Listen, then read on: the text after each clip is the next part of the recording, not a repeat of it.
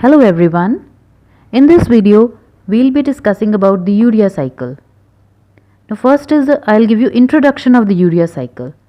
Now urea cycle, it's the first metabolic cycle to be elucidated. And it is also known as Krebs-Henselt urea cycle. This name is from the name of the two scientists who discovered this cycle.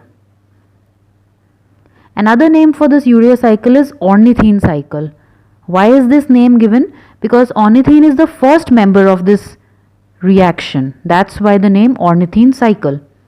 So we call it urea cycle, we call it Krebs-Henselt urea cycle, and we call it ornithine cycle. Now from where is this urea coming?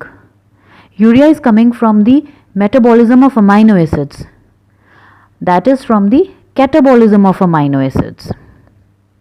What happens? The amino group of the amino acids that is removed, and that amino group, it gets converted to ammonia. Ammonia is a toxic product.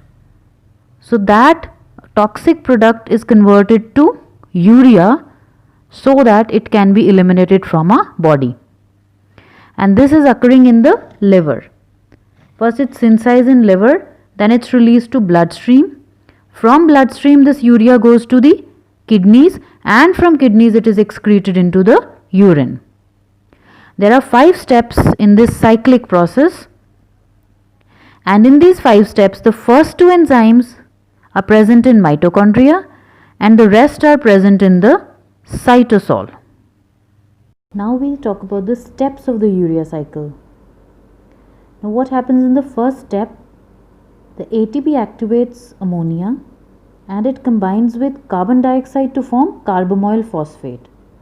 This reaction is catalyzed by carbamoyl phosphate synthetase 1 enzyme.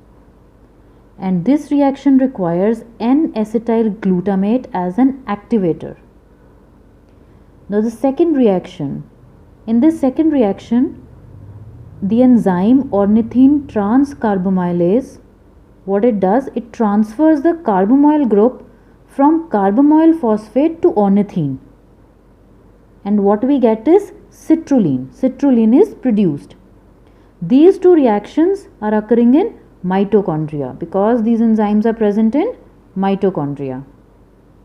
The other reactions of the urea cycle, they proceed in cytosol. In the third reaction, citrulline combines with L-aspartate in the presence of enzyme arginosuccinate synthetase, and what is formed is arginosuccinate is formed. This reaction uses ATP. In the next reaction, arginosuccinate is hydrolyzed by the enzyme arginosuccinase to form arginine and fumaric acid. And in the last step, what happens? The arginine, it is hydrolyzed by the enzyme arginase, and what we get, the products are the ornithine and urea. Now what happens to the ornithine? It again enters the cycle. That is why we call it urea cycle, because ornithine is being used again and again. Now the last step we have got urea. This urea will be eliminated by the urine. So this is all about the urea cycle or the Krebs-Henselt cycle. Hope this urea cycle is clear to you. If you have any doubts, you can leave a comment in the comment box. Thank you. God bless you all.